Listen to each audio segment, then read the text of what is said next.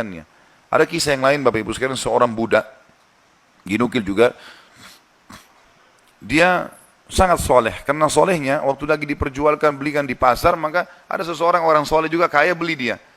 Lihat ini orang kelihatannya soleh. Ucapan-ucapannya selalu mengucapkan nama Allah. Diajak ke rumahnya orang soleh ini, orang kaya lalu dikatakan, pilihlah tempat yang kau mau. Ada banyak budak-budaknya yang pekerja, pilih yang kamu mau. Dia tunjuk tempat yang paling pojok dan sudah agak rusak. Dia bilang ini saja. Kata tuannya, kenapa kau pilih tempat ini? Dia bilang, karena tempat ini akan menjadi indah kalau digunakan berhubungan dengan sang raja, Allah subhanahu wa ta'ala. Kata tuannya, baiklah terserah. Diperbaiki sama dia, kemudian dia mulai ibadah. Tuannya satu malam merasa gelisah. Dia tidak bisa bergerak, ya, tidur maksudnya. Maka dia bilang, saya keluar, saya kontrol rumah, saya lewat di rumahnya atau di ruangannya budak gitu.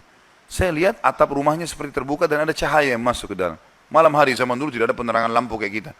Maka dia bilang, saya intip di celah-celah dinding ruangan tersebut, saya temukan orang itu sedang sujud kepada Allah dan cahaya sedang turun di atas kepalanya.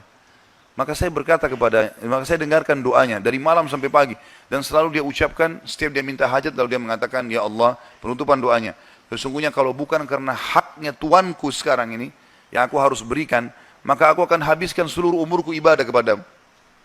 Maka ini orang sampai menjelang subuh baru dia tinggalkan. Setelah didengarkan doa-doa yang indah dari budak ini, kemudian dia pulang ke rumah, ke kamar tidurnya. Istrinya tanya, kemana saja? Dia bilang ceritanya seperti ini. Istrinya awalnya tidak percaya. Dia bilang, baik, besok malam kita sama-sama ke sana. Besok malam diajak istrinya, dilihat. Terjadi hal yang sama. Cahaya yang terang, orangnya lagi sujud, dia ucapkan kalimat-kalimat doa yang mulia sama. Akhirnya mereka sepakat suami istri, kita bebasin aja budak ini. Ketuk pintunya menjelang subuh, kami sudah dengarkan doamu semalam, kami bebaskan kamu. Maka dia tiba-tiba mengangkat kepalanya ke langit mengatakan, ya Allah, kalau seandainya setelah ibadahku yang aku kerjakan kepadamu ini mengganggu hubunganku denganmu, matikanlah aku. Tiba-tiba meninggal orang itu. Tiba-tiba meninggal. Tapi di sini saksi bahasan adalah bagaimana kedekatan seorang budak pun posisinya, dia seseorang yang sangat miskin, susah diperjualbelikan, tapi kedekatannya dengan Allah tidak mengganggu pekerjaannya dan itu tidak penting bagi Allah subhanahu wa ta'ala. Seseorang harus tahu masalah ini. Kisah yang lain disebutkan, ada seseorang miskin, punya anak sekian, beberapa orang. Ini kisah-kisah salafus saleh dulu. Dia pas mau makan sama istri sama anak-anaknya, ada 4-5 orang anak, mau makan sama-sama, dan cuma ada sedikit makanan, tiba-tiba ada yang ketuk pintu, orang miskin. Dia bilang begitu, mau dihidangkan makan, mau makan, ada yang ketuk pintu.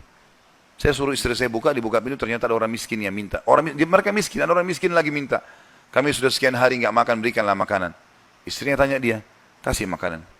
Dikasih makanan semuanya. Karena kalau dibagi dua juga nggak cukup. Orang itu juga punya anak banyak. Dia sama istrinya orang mukmin. Berjalan waktu beberapa saat setelahnya, kalau kita mungkin berapa jam, kelaparan semuanya. Anak-anak lapar, dia lapar, istrinya lapar. Tengah malam nih. Ya, kalau kita sekarang di awal malam, jam 12 malam gitu. Istrinya bilang, bagaimana? Anak-anak menangis semua kelaparan. Kita juga kelaparan semua. Dia bilang, baiklah, saya akan keluar, saya akan cari rezeki Allah. Nanti Allah akan kasih nanti. Dia bilang, orang ini cerita, dia bilang, saya keluar dari rumah, saya pergi ke masjid dekat rumah. Kemudian saya sholat malam, sambil berdoa kepada Allah. Dan kalimatnya, saking manjanya sama Allah mengatakan, ya Allah, sesungguhnya engkau tahu, kalau saya dan istri saya dan anak-anak saya kelaparan malam ini. Jadi bahasanya semua dirincikan, minta kepada Allah, pada hal-hal yang kecil pun, minta makanan kepada Allah. Saya malam ini lapar ya Allah, berikanlah makanan. Gitu kan? Dikatakan dalam kisah ini, ada seorang amir bisa kita katakan raja atau gubernur wilayah itu, sudah seminggu gelisah, mau bertobat kepada Allah. Sudah seminggu gelisah mau bertobat kepada Allah. Maka dia pun gelisah. Amir ini malam itu dia nggak bisa tidur. Dia keluar, dia ambil makanan terbaiknya, harta terbaiknya dari emas berkantong-kantong dibawa sama dia. Dia bilang, ya Allah, sebagai bentuk taubatku kepadamu, maka aku akan membagikan ini kepada orang yang membutuhkannya malam ini. Dan aku tidak akan memegang tali kekangan kuda ini, aku akan biarkan dia menuju ke arah yang manapun kau pandu.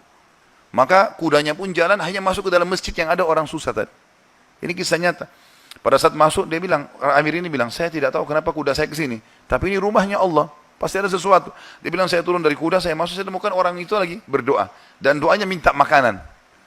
Maka saya pun berkata kepada orang tersebut setelah dia salam, saya sudah dengarkan doamu, dan saya salah satu hamba Allah, dia bilang, dan saya pemimpin Amir, ya, wilayah ini, saya niat taubat dan saya ingin memberikan ini, maka saya berikan kepadamu. Ambillah harta ini, uang ini cukup untuk dia menjadi orang kaya, karena banyak sekali, dan makanan juga sudah cukup.